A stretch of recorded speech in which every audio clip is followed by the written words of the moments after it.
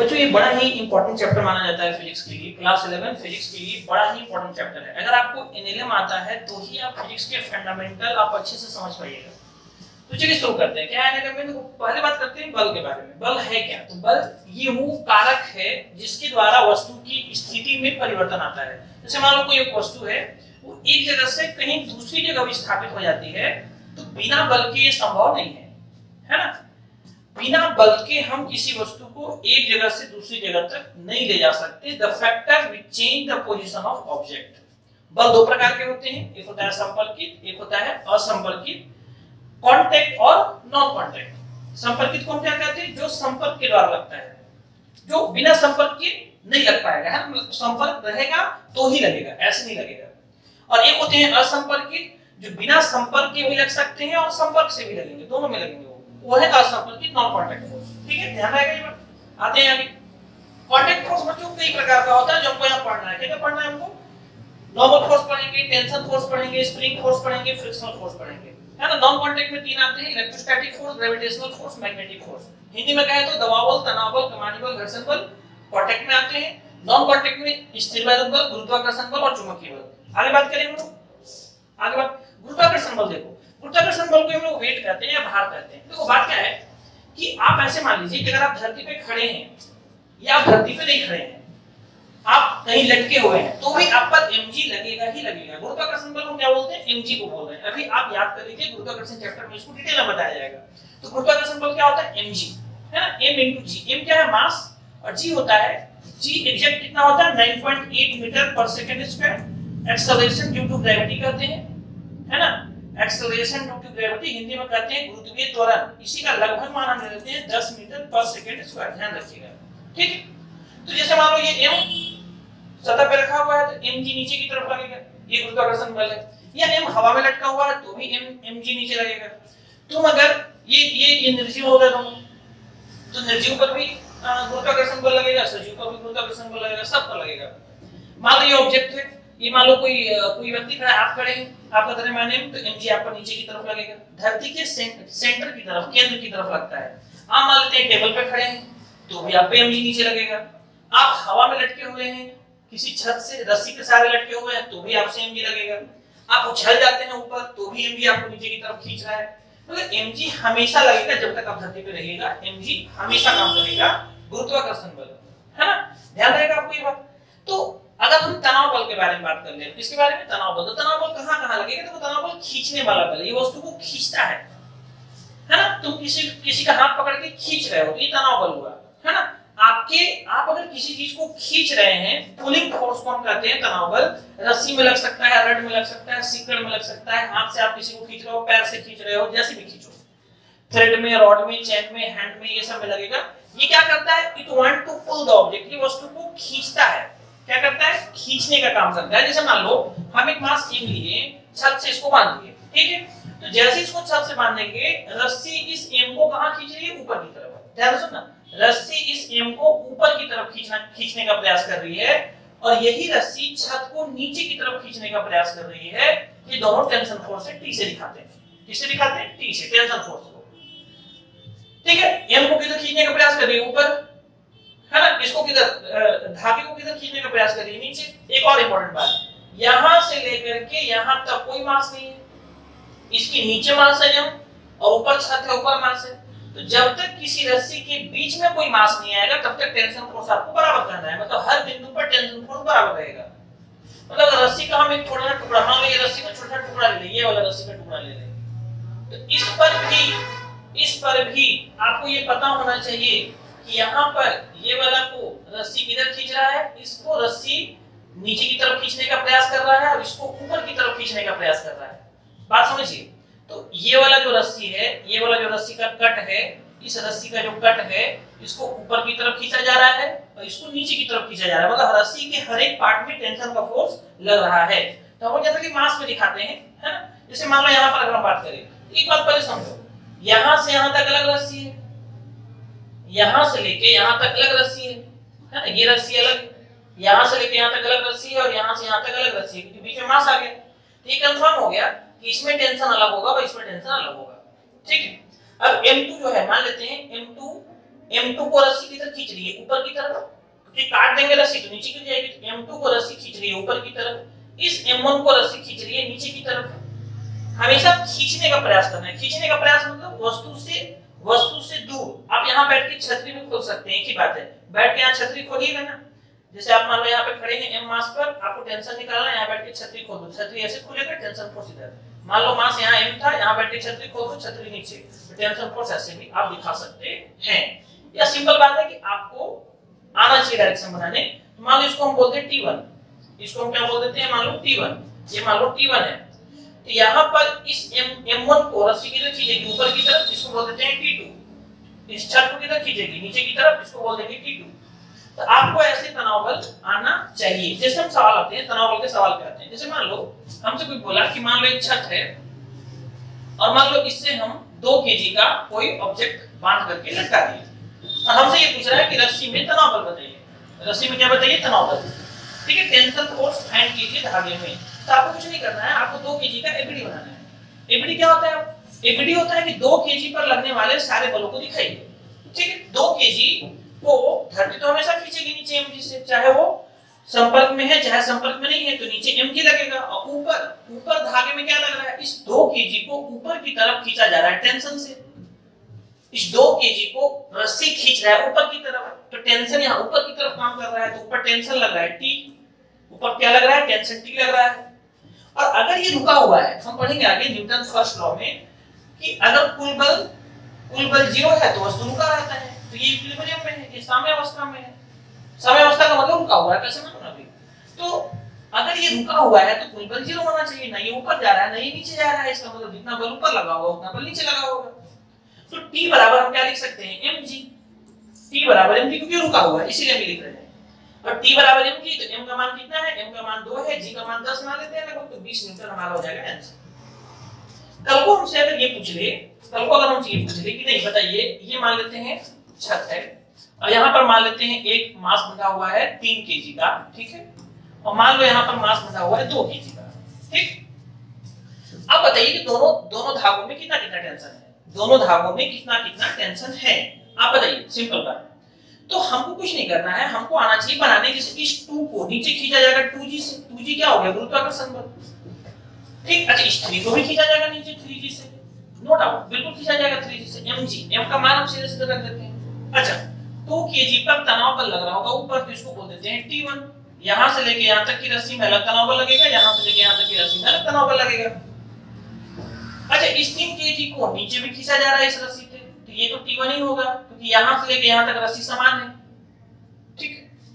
और यहां से लेके इसको जब मान लो खींचने की बारी आ रही है तो इसको खींचा जा रहा है T2 से।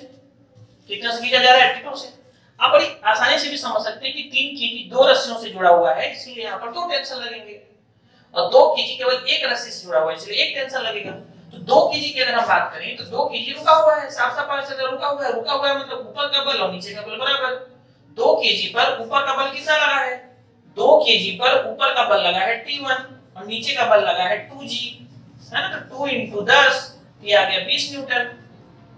ठीक है, अगर 3 केजी की बात करें तो 3 केजी पर ऊपर की तरफ बल लगा है T2 और नीचे की तरफ 2 बल लगे हैं, T1 लगा है और 3g लगा है। ध्यान से देखो, ये हो जाएगा T1 + 3g, T1 + 3g। T1 कितना हो जाएगा, T1 हो जाएगा आपका 20 और ये हो जाएगा 3 × 10, तो 30 और 20 50 न्यूटन आंसर है कि। आप ऐसे भी सोच सकते हैं कि अगर हम इस धागे में टेंशन चाहते हैं तो इस देखो जो धागे में तुम टेंशन निकालना चाहते हो उसके नीचे का मास देख लो। तो मान लो जैसे इसी सवाल को हम ऐसे भी सोच सकते थे, जैसे मान लो ये रस्सी है और यहाँ पर 3 केजी का मास लगा हुआ है और यहाँ पर 2 केजी का मास लगा हुआ है, ठीक है। सुनना ध्यान से, हमको इस रस्सी में तनाव बल और इस रस्सी में तनाव बल चाहिए, तो हम क्या करेंगे, हम बोलेंगे कि ठीक है ये रस्सी किसको पकड़े हुए है, ये रस्सी केवल 2 केजी को पकड़े हुए है, क्योंकि अगर हम इस रस्सी को काट भी दें तो 3 केजी पर थोड़ा कोई प्रभाव पड़ेगा। तो ये रस्सी केवल इसके गुरुत्वाकर्षण बल को संभाले हुए है, बात समझो। अब इसका गुरुत्वाकर्षण बल कितना लग रहा है नीचे, 2g। इसका मतलब कि यहाँ धागे में टेंशन आ जाएगा, यहाँ पर धागे में टेंशन आ जाएगा 20 न्यूटन। कितना आ जाएगा पता है, 20 न्यूटन बराबर होंगे। लेकिन अगर हम बात करें इस रस्सी में, तो ये रस्सी 2 लोगों को संभाले हुए है, 3 केजी और 2 केजी, 5 केजी को संभाले हुए है। कितने केजी को, 5 केजी को संभाले हुए है। फिर अगर हम ये रस्सी काटते हैं तो दोनों नीचे गिरेंगे। इसका मतलब नीचे 3 केजी और 2 केजी, मतलब नीचे लग रहा है 5G, नीचे 5G है। 50 न्यूटन के बराबर इस रस्सी में टेंशन होना चाहिए। तो T बराबर हम बोलेंगे यहाँ पर 50 न्यूटन, है ना, G का मान 10 बैठा के, है कि नहीं। कल को अगर हमसे ये पूछ ले हो कि बताइए ऐसी रस्सियां ले ले बहुत सारी, है ना, और यहाँ पर मान लो ले ले 3 केजी, यहाँ पे अगर मान लो ऐसे ले ले 2 केजी, ठीक, यहाँ पर मान लो ऐसे ले ले 1 केजी, ऐसे बहुत सारा मास रखा है। अब बोले कि नहीं सबके अलग अलग, है ना, एक और लटका देते हैं, मान लो यहाँ 4 केजी, यहाँ मान लो 3 केजी, ठीक ना, यहाँ मान लो 2 केजी, यहाँ मान लो 1 केजी और लटका देते हैं। अब अलग अलग रस्सी में हमसे पूछा कि सारे रस्सियों में टेंशन बताइए, बड़ी आसानी से हम बता सकते हैं। ये वाला रस्सी केवल कितने को पकड़े हुए है, 1 केजी को संभाले हुए है, तो यहाँ का टेंशन आ जाएगा 1G, 1G के बराबर, नीचे गुरुत्वाकर्षण बल लग रहा है। यहाँ का टेंशन तो ये 2 और 1 3 केजी को पकड़े हुए है, तो T बराबर यहाँ आ जाएगा 3G, कितना आ जाएगा 3G। यहाँ का टेंशन अगर हम बात करें तो ये 3 2 5 और 1 6 केजी को पकड़े हुए है, तो यहाँ का टेंशन हो जाएगा 6G। ये वाला रस्सी 4 3 7 2 9 1 10 को पकड़े हुए है, तो यहाँ का टेंशन आ जाएगा 10G, है ना। तो ये आ जाएगा 100 न्यूटन, ये आ जाएगा 60 न्यूटन, है ना, G का मान 10 मान रहे हैं, ठीक ना। ये आएगा 30 न्यूटन और ये आ जाएगा 10 न्यूटन। तो इस तरीके से हम लोग सोच सकते हैं। आते हैं अगले टॉपिक पे। अगला टॉपिक है बच्चों हमारा नॉर्मल फोर्स। नॉर्मल फोर्स क्या है, वस्तु पर लंबवत दबाव डालता है, तो तनाव बल खींचने का काम करेगा, दबाव बल दबाने का काम करेगा, तो ये दबाता है वस्तु को, है ना। पुश द ऑब्जेक्ट, है ना, it try to push the object, ये ट्राई को ये किसी ऑब्जेक्ट को ढकेलने का काम करता है। ये बात ध्यान रखिए, जैसे मान लो सरफेस पर मान लो कोई m मास रख दिए, तो m जो है वो सरफेस को मान लेते हैं n फोर्स से दबा रहा है, नॉर्मल फोर्स को n से दिखाते हैं, सतह को n से दबा रहा है, कौन दबा रहा है, m। तो ये भी ध्यान रखना कि सतह भी m को उतने ही नॉर्मल फोर्स से दबाएगा, मतलब यहाँ पर जो नॉर्मल फोर्स होगा वो दोनों का बराबर होगा। m जितना दबाएगा सतह को उतना ही सतह दबाएगा m को। क्रिया प्रतिक्रिया बल, एक्शन रिएक्शन पेयर भी कहते हैं, वो बाद में देखेंगे। वही लिखे हम यहाँ पे, m सतह को नीचे की तरफ दबा रहा है और सतह भी m को ऊपर की तरफ दबा रहा है। ये दोनों फोर्सेस आपस में क्या होंगी, बराबर होंगी। m को किधर दबाया जा रहा है, ऊपर, नॉर्मल सतह को किधर दबाया जा रहा है, नीचे, ठीक। तो आप अगर इसके सवाल करें तो बड़ी आसानी से सवाल कर सकते हैं। आपको क्या करना है, ध्यान देना, आपको कुछ नहीं करना है। आप जैसे मान लेते हैं हम यहाँ पे एक सवाल लिए, जैसे मान लो हम यहाँ पे बोले कि मान लो यहाँ 3 केजी का ऑब्जेक्ट है, इस पर नॉर्मल फोर्स बताइए, इस पर नॉर्मल फोर्स बताइए। तो बड़ा आसान सा बात है ना। हम 3 केजी का अगर एफबीडी बनाए तो 3 केजी के एफबीडी में अगर आप ध्यान से सुनिएगा तो ये सतह 3 केजी को किधर दबाने का प्रयास कर रहा है जी, सतह 3 केजी को ऊपर दबा रहा है। सतह जो है, सतह वो 3 केजी को ऊपर की तरफ दबा रहा है और इसी 3 केजी को धरती खींच रही है नीचे mg से। इसका मतलब n बराबर इसके बराबर हो रहा है mg को, वहां t बराबर था mg के, क्योंकि टेंशन फोर्स वहां mg को इक्विवेलेंट कर रहा था। यहाँ नॉर्मल फोर्स mg के बराबर होगा, तो n का मान यहाँ से अगर m का मान 3 बैठा है, g का मान 10 बैठा है, तो आंसर कितना आ रहा है, 30 न्यूटन। आप ऐसे कई जगह सोच सकते हैं। जैसे अगर हम सिंपल सवाल ले आगे और सुनना ध्यान से, मान लो हम ये बोले कि नहीं, मान लो यहाँ पर मास है 3 केजी और अब मान लो यहाँ पर मास है 2 केजी, ठीक। हमसे पूछा कि 2 केजी जो है वो 3 केजी को कितने से दबा रहा है, 2 केजी 3 केजी को कितने से दबा रहा है। तो हम ये बोल रहे हैं कि जितना 2 केजी 3 केजी को दबा रहा है उतना ही 3 केजी 2 केजी को दबाएगा, ये आपस में बराबर होंगे। बात समझिए, normal force on 2 KG by 3 KG, ये बराबर होगा normal force on 3 KG by 2 KG, ये दोनों बराबर होंगे। ये बात हमेशा आप समझिए। तो आपसे कोई कहता है कि नहीं हमको 3 केजी पर 2 केजी के द्वारा दबाव बल बताइए, तो आप ऐसे भी बोल सकते हैं कि 2 केजी पर 3 केजी के द्वारा हम दबाव बल निकाल देंगे, है ना। 2 केजी जितने से 3 केजी को दबा रहा है उतने ही से 3 केजी 2 केजी को दबा रहा है, हम ये बोलना चाह रहे हैं, ठीक। तो 2 केजी कितने से दबा रहा है, 2 केजी कितने से दबा रहा है, तो अगर हम 2 केजी का एफबीडी बनाएं तो नॉर्मल फोर्स यहाँ लगा होगा, ऐसे इसी सतह पर दबाया होगा नॉर्मल फोर्स, कौन, ये दबाया होगा, 3 केजी वाला यहाँ पर दबाया है तो नॉर्मल फोर्स यहाँ लगा होगा। आपको ये पता है कि mg तो हमेशा लगता है, तो यही दो फोर्स लग रहे होंगे, मतलब n बराबर हम यहाँ लिख सकते हैं mg। m का मान यहाँ पर 2 है, तो 2 गुना 10 हो जाएगा 20 न्यूटन, ठीक, 20 न्यूटन। इसका मतलब कि 3 kg जो है वो 2 kg को 20 न्यूटन से दबा रहा है, तो 2 kg भी 3 kg को 20 न्यूटन से दबाएगा, ये बात ध्यान रखिएगा, है ना। 2 kg भी 3 kg को 20 न्यूटन से ही दबाएगा। जैसे मान लो तुमसे कोई पूछेगा कि नहीं सतह बताइए, सतह 3 kg को कितने से दबा रहा है, सतह 3 kg को कितने से दबा रहा है। तो आप ये देखिए कि सतह के ऊपर में कितने मासेस हैं, सतह के ऊपर में 3 और 2 5 kg मासेस हैं, तो इस पूरे 5 kg का लोड सतह पे लग रहा है, बात समझो। तो इसका मतलब कि 50 न्यूटन का बल नॉर्मल फोर्स ऊपर से नीचे सतह पर लग रहा है। आप इस पूरे को 1 मानिए, 5 kg मानिए, तो 50 kg का बल किस पर लग रहा है, सतह पर लग रहा है, तो सतह भी पलट के 50 kg का दबाव बल लगाएगा 3 kg पर, कितने का, 50 न्यूटन का दबाव बल लगाएगा, ये बात समझिए। तो तुमसे अगर कोई पूछे कि 3 kg के द्वारा सतह पर लगाया गया दबाव बल बताइए, तो केवल 3 kg से नहीं लगेगा, 3 kg के ऊपर 2 kg है ना, तो सब मिला के लगाएंगे दाब नीचे 50 न्यूटन, तो सतह भी ऊपर की तरफ लगाएगा 50 न्यूटन। जैसे मान लो कल को कोई तुमसे पूछ ले, सब कुछ करते हैं, कल को मान लो कोई पूछ ले कि मान लेते हैं कि यहाँ पर ऐसे, यहाँ पर मान लो 10 kg का ऑब्जेक्ट है, यहाँ पर मान लेते हैं इसके ऊपर 5 kg का ऑब्जेक्ट है, इसके ऊपर मान लेते हैं 2 kg का ऑब्जेक्ट है, मान लो ऐसा कोई ऑब्जेक्ट है, ठीक।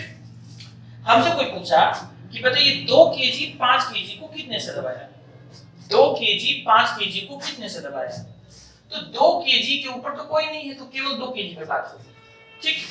तो 2 kg 5 kg को कितने से दबाया गया होगा, तो अपने भार के बराबर दबाएगा, अपने भार के बराबर दबाएगा, के बराबर दबाएगा, क्योंकि 2 kg अकेले है, केवल 2 kg के ऊपर तो कुछ है नहीं, तो अपना भार इसका कितना होगा, mg, भार mg तो होता है 2 गुना 10 मतलब 20 न्यूटन से दबाएगा, कितने से, 20 न्यूटन से। तो 5 kg भी पलट के 2 kg को 20 न्यूटन से दबाएगा, ये बात समझिए, 5 kg भी पलट के 2 kg को 20 न्यूटन से दबाएगा। लेकिन अगर हम तुमसे पूछे कि नहीं 5 kg को आप ये तो बता दिए कि 2 kg 20 न्यूटन से दबाया, हम ये पूछे कि नहीं 10 kg वाला कितने से दबाएगा, ये बताओ 10 kg वाला, तो 10 kg वाला कितने से दबाएगा ये निकालने के लिए तुम ये देख लो कि पहले ऊपर से 10 kg पर कितना दबाव बल लग रहा है, क्योंकि दोनों बराबर है, किसी भी सतह पर जितना ऊपर से दबाव बल होगा उतना ही नीचे से दबाव बल होगा, ये बात आप याद कर लीजिए, ठीक है ना। तो अगर हम ये बात करें कि इस सतह पर ऊपर से कितना दबाव बल है, अगर हम ऊपर से दबाव बल देखें तो ऊपर से इसको आप 1 मानिए, 5 और 2 7, मतलब ऊपर से दबाव बल है 70 न्यूटन का, 7 गुना g करके देख रहे हैं, 5 2 7 kg है, 7 को g से गुना करेंगे 70 न्यूटन आएगा, तो 70 न्यूटन का दबाव बल लग रहा है ऊपर से, यहाँ पर। इसका मतलब कि 10 kg भी 5 kg को 70 न्यूटन से दबाएगा, कितने से दबाएगा, 70 न्यूटन से, मतलब यहाँ भी 70 न्यूटन का दबाव बल लगेगा, 10 kg 5 kg पर 70 न्यूटन का दबाव बल लगेगा।